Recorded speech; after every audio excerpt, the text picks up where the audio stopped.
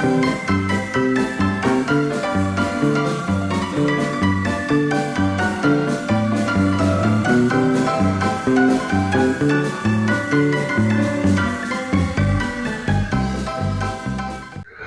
my name is Mark Webster. His name is Mark Baxter.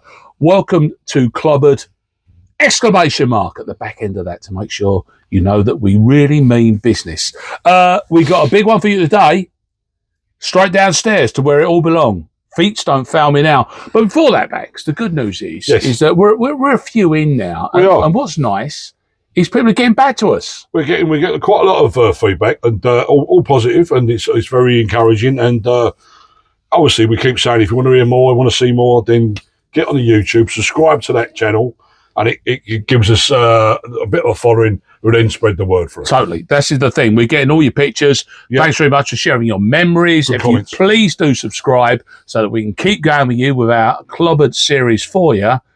This episode being Shoemageddon. Oh. That's going to cover a lot of territory. Indeed. But you do have a good name for this particular chapter of Shoemageddon. I'm going with Das Boots. Das Boots. Das Boots. Which is perfect because what we're doing is we're going to deal with the legend of working boots. Yes. In our lives. I don't know that you can start anywhere else other than DMs, other than Dr. Martens. Yeah. Let me tell you my favourite fact, which I didn't know. Now, I think most people know about Dr. Martens. It was kind of invented, it was a German war officer invented it. Yes. The idea of the cushioned sole became that idea. There was technology behind that, of course, before it became part of the world. It doesn't surprise me. No, it has to be done, doesn't it? In the 50s, it was taken on in the UK, but the tech that was involved was brought the sealed sole to create the vacuum. Okay. Dr. Herbert Funk. That is a name. We got the funk. Herbert Funk. Herbert Funk. Oh, if I'd only been called I think we're moving on from perhaps the German's officer now, and we're getting straight. We're going Funk. Hats off to Herbert. Fates off to Dr. Funk, who created basically the cushion sole. What's your first DMs? Do you know what? Quite seriously, quite late because without getting the tiny violins out, didn't have a lot of dough back in the day, and getting the DMs when they were all the rage off my mum and dad was almost impossible. You end up in a monkey boot. For me, monkey boot was first. Right, you went monkey boot, and we'll talk about those. But I'm surprised that you swerved, which was kind of a thing, and I've seen it out there. No one can see the word over there. I had a pair of Major Domos. The cheap council version. Apparently, they're a Spanish boot. I mean, they looked a bit Dr. Martens-y. They had the cushion sole. Where were you from? So these were in Kent. And I'd have been bought them.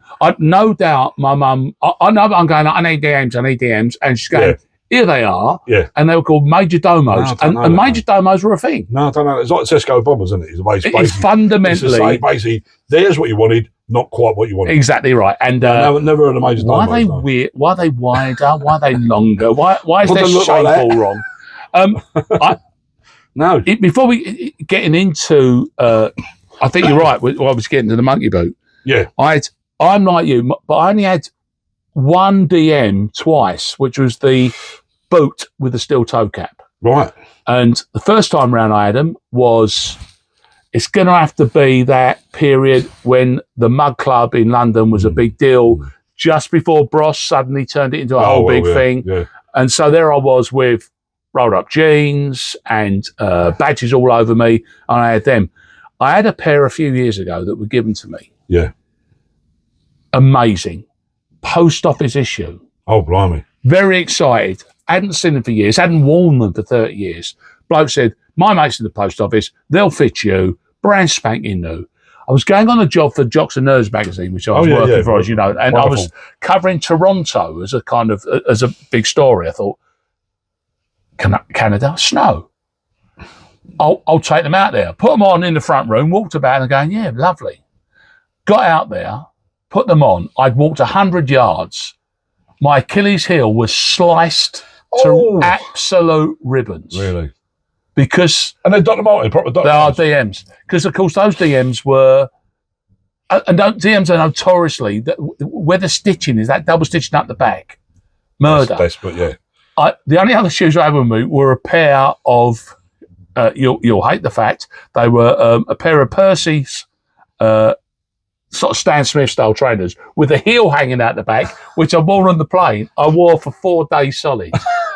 and the sole had come away. They do sound quite painful. It was Jack Purcell's, got me through it. But, But and I had to get rid of them. And I kept holding them for ages because I couldn't get rid of them because I loved them so much. But DMs, we all know, we all love. They've had their history. But you mention a brand there, which is definitely a kind of school name in Tufs. The Tufs? Yeah. Well, I'm about to say, I brought a pair today to illustrate. Look at them rascals. Now, that's a working man's boot, isn't it? That is not, it's not a club wearing or sporty type boot. The dots say to me a working man's shoe. Dimples. But look, these are dead stock, never been worn. Where'd you get them from? I might have wore them down at Millwall once, and like you with your Achilles, never again. Is there marks not a lot of giving them. I've got to be honest. No, my mate, I used to know a guy who had a shoe shop called Fred the Shoe. What else would we called? Fred the Shoe. Totally. He rang me up and said, I got a pair of tough boots in your size. He was lying, obviously. They weren't my size. They were about half a size too small, which means a lot in them. Yes. But I've had to keep them because they're in immaculate nick. But when you look at them, they're functional. That's a granted.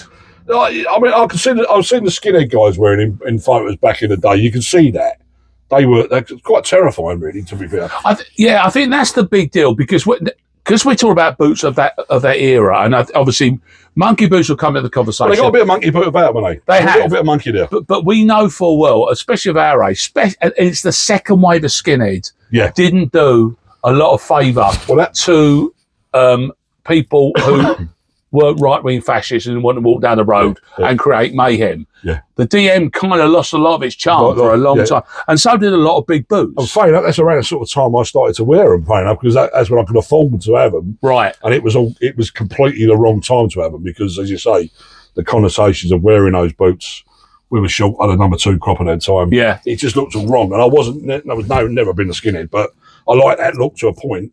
But the original skinheads in the 60s, yes.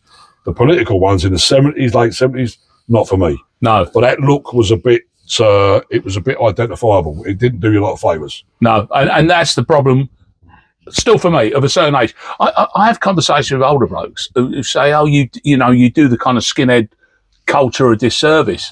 But it's hard not to I think when you're of our age and the ones that were right in your face were National Front. It takes a lot of explaining. And they were their boots. I did a book on skinheads and suede heads, and it takes a lot of explaining that the original guys, yes, there was a racist element in that, and there were nasty people involved with that, no doubt about it. But they were trying to emulate the rude boy from Jamaica with the music and the hair and the look. But typical British youth, it got mangled and a bit upside down, and certain guys were not on message, and it didn't quite work.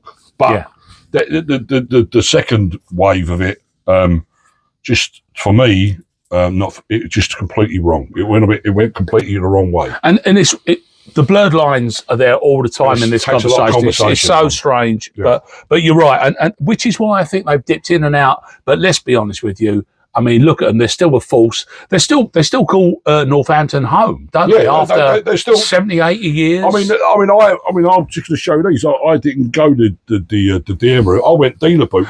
This is a different conversation about working boot. Very similar. They got that sort of everything's like the soft sole, the airwell sole. But I think these are George Cox. I think these are, and they're like a proper old scrapyard.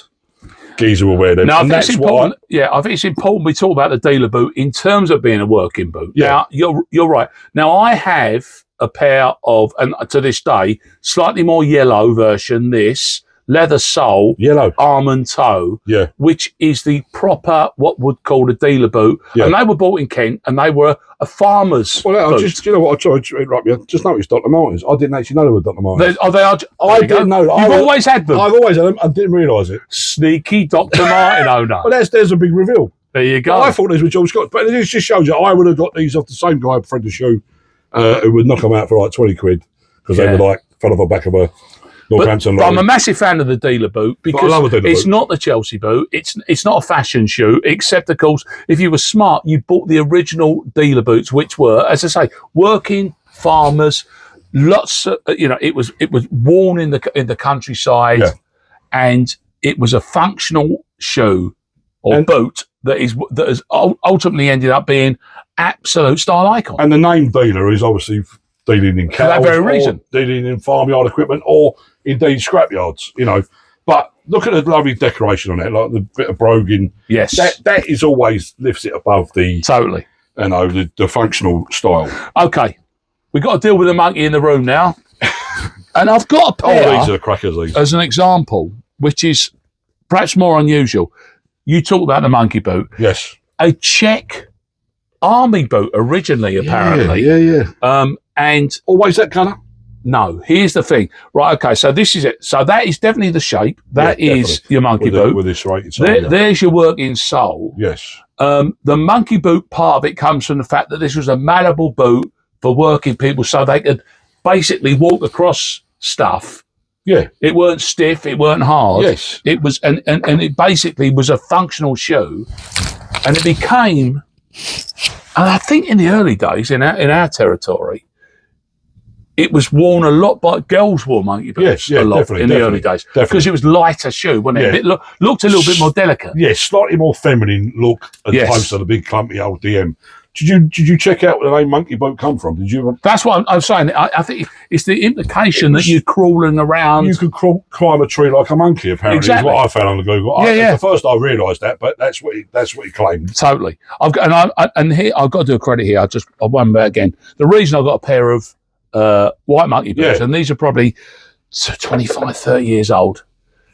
Sample Sale, the legend is Joe Casely Hayford. Oh right, yeah. They're his, and a fella that Joe actually started out as a genuine guy. I mean, basically a family of massive overachievers. I mean, TV producers, MBEs knocking around everywhere. Charlie's boy has got a shop on the go in Chiltern Street in London. Gus I've interviewed Gus for a couple of things, and he's head of V&A East. Incredible people, incredible family. Top people.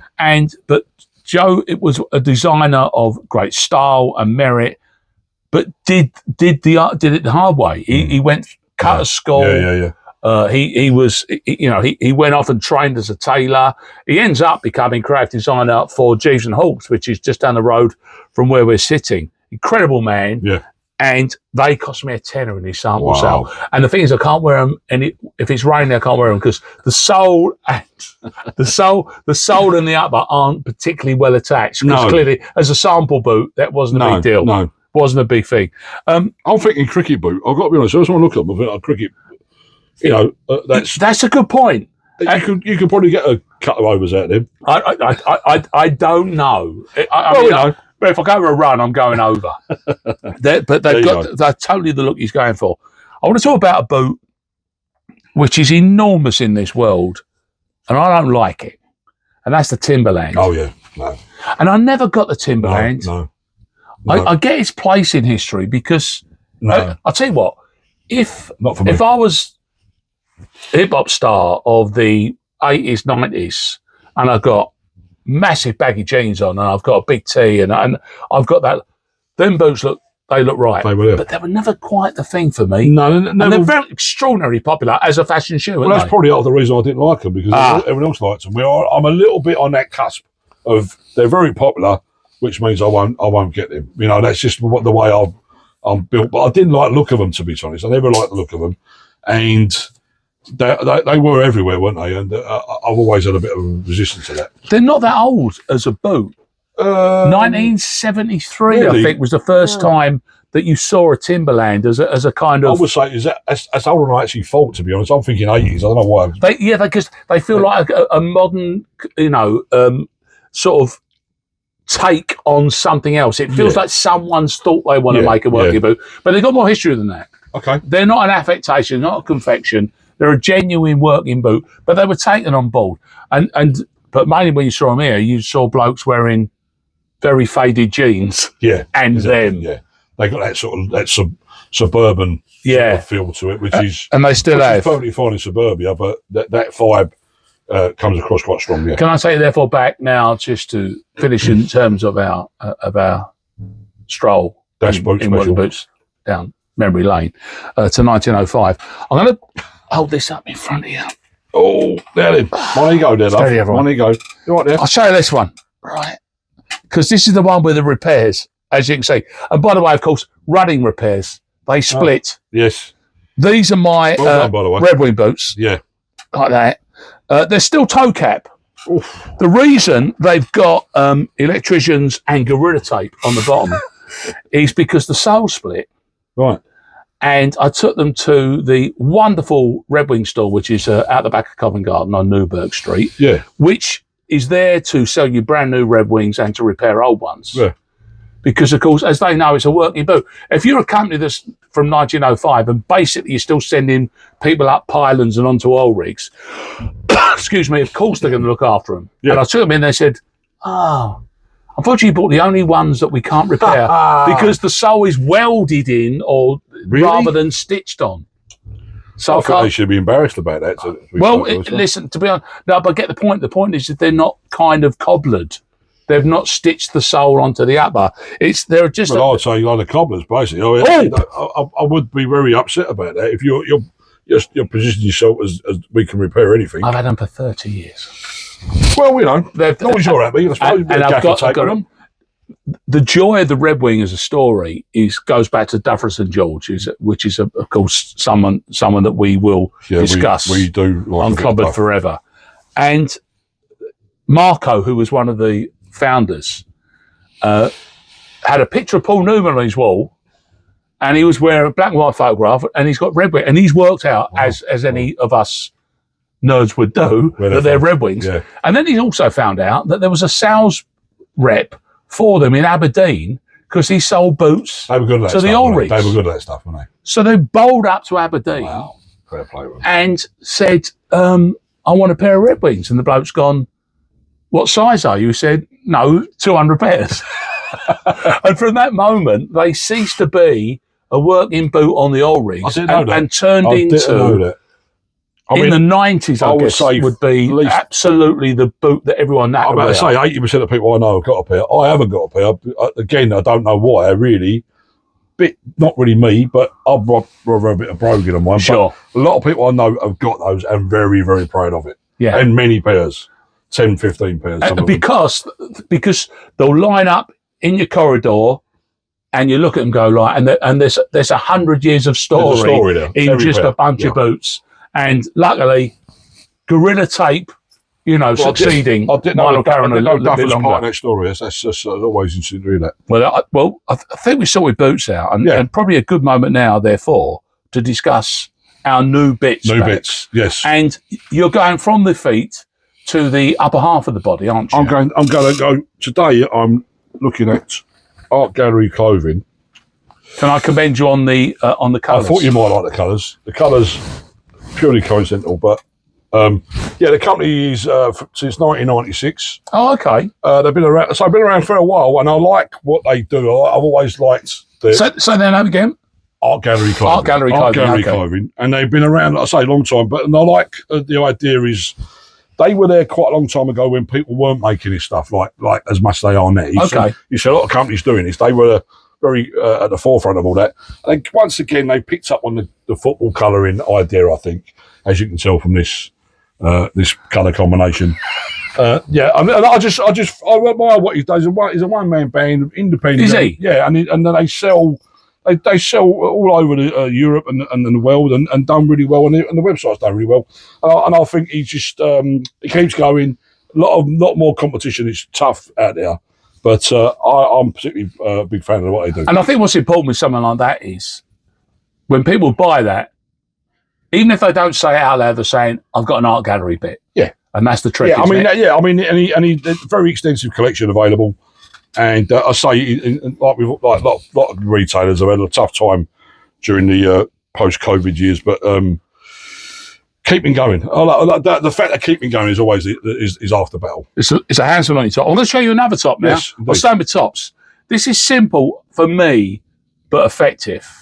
And the reason I like it, it's not so much effective. Exactly. I was thinking that. I wonder if it's still that fun. Well, it's only as it left my mouth did I know it. And what I've done is I've picked Well, basically, it's a piece of promotional stuff. Yeah. And it's from Defective Records.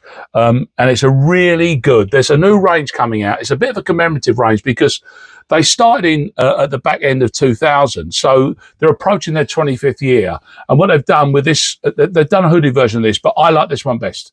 Simple crew neck, Defective Records sweatshirt, just says Defective across the front. So the clever trick here is, if you're wearing it, you don't have to know that it's necessarily anything to do with the record label. Absolutely. It might just be a suggestion about the person who's wearing it. I don't know. Yeah. But does a college-looking sweatshirt ever really go away? I'm just sitting here thinking the same thing. It's a classic for a reason, isn't it? It does that. Whatever you do with it, really, to a point. Whatever you put on it, whatever you do with it, it just works. It still works. Goes back to our previous conversation about Steve McQueen and that look, and that they, for me, they're just following that up, really. Totally. And they do, this sweatshirt is Defective, so they do it as hooded. They also do, it just says house on the front. You can also use it in your own way. But they also are the owners of, which I think is fantastic, house music all life long is their catchphrase. So they're 25 years old, and this is a new little college range, which I think is well worth getting behind. Yeah, definitely. Well, this was our episode of Clobbered. We went down to our feet. We ended up at our tops. And as we said earlier on there, please do subscribe if you fancy joining in with us. And also let everybody know on social media that we're here.